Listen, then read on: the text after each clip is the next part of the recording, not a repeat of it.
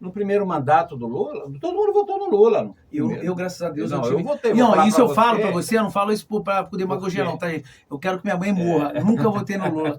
Graças a Deus, meu voto era do Enéas. A gente procuraria, o Brasil passava por uma... Mas a maioria votou. A maioria votou. Verdade. Até dos militares votaram no Lula. Só que aquilo, a gente que é Deus, pátria e família, quando a gente viu acontecer aquilo tudo, aquela história, Petrolão, né, mensalão, pô, mala de dinheiro em apartamento e outras situações, calma aí, algo está errado, pô. Então, aí, eu dei um passo atrás, eu fui analisar, calma aí, pô, esse cara não dá mais pra gente, não serve pro Brasil, continua não servindo, não sei como foi eleito presidente, né?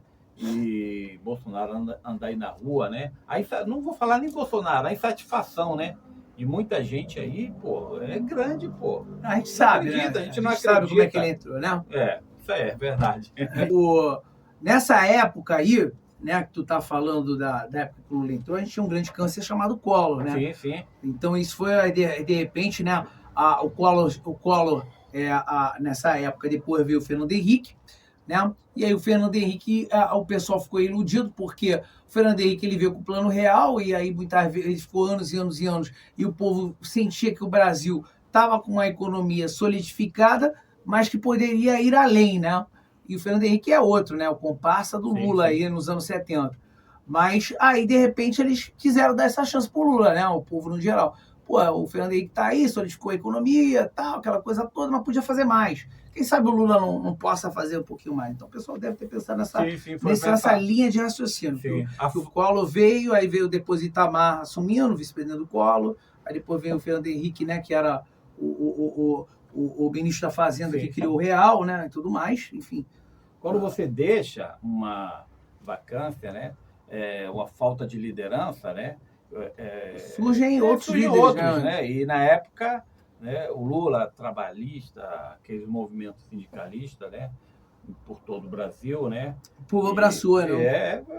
Era uma opção que tinha, né? Ninguém queria mais o Collor, ninguém queria mais... Mas olha, pasmem, já que tu tá falando dessa época, eu vou até adiantar um negócio aqui, já que tu tá falando dessa época, eu vou adiantar um videozinho do Antônio Carlos Magalhães, o Antônio Carlos Malvadeza, saudoso, né? Lá na Bahia, né? Dono da Bahia, né? Que não era flor que se cheirasse também, mas que falou uma coisa muito interessante. Olha a relíquia que eu encontrei no acervo do Senado Federal.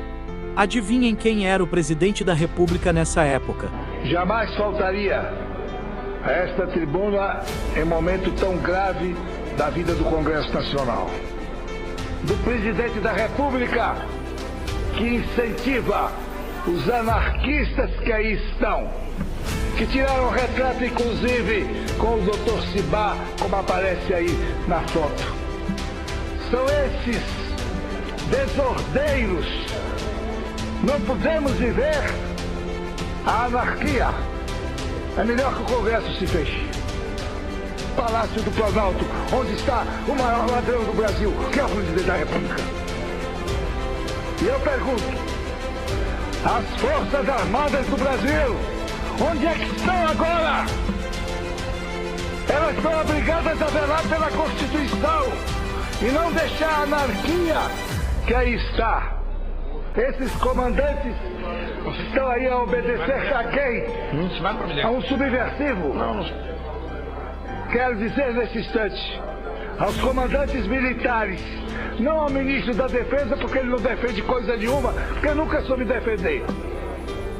Quero dizer aos comandantes militares, reajam enquanto é tempo, antes que o Brasil caia na desgraça de uma ditadura sindical presidida por um homem mais corrupto que já chegou ao governo da República.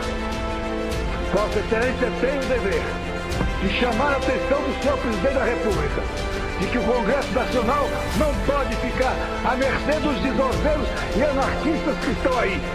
Venham à tribuna com as forças da minha que ainda tenho para lutar, para defender a Bahia e o Brasil. Para dizer a este governo corrupto que o lugar de ladrão não é, infelizmente, apenas na Câmara. É também no Palácio do Planalto, inclusive na família do presidente. Temos que fazer processos que sejam necessários, sem medo de errar e cumprir o nosso dever em relação à Casa do Povo Brasileiro e da Federação, que é o Senado da República. Muito obrigado. Daí a gente já vê, então, né, o Antônio Carlos Magalhães, no primeiro mandato de Lula, chamando a atenção, que vergonha, né, dos militares. Todos nós que somos de bem, que somos pessoas do bem, e que torcemos para as coisas ficarem bem, a gente chega muitas vezes a ser, não sei se ingênuo é a palavra, mas também tem um pouco de ingenuidade. Porque quando a gente fica lá no QG, ou fica lá esperando, ou fala, agora os militares vão tomar conta da gente, do país, a gente não olha para trás. A gente não olha essa época do Lula, que já o Antônio... Porque até o Brasil tem uma falta de memória incrível. E que o Antônio Carlos Magalhães já chamava a atenção dos militares, já é uma vergonha aí, né? Um senador da República falando já isso para os militares, que na época já estavam em fechamento com o Lula, o fechamento com isso aqui, né, meus amigos? Sim. Então, dessa época aí, nós já, se fôssemos lá atrás em nossas memórias, já falaríamos, não vai dar em nada, cara.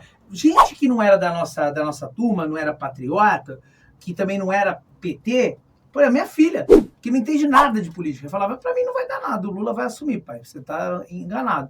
Por quê? Porque a gente fica naquele romantismo, né?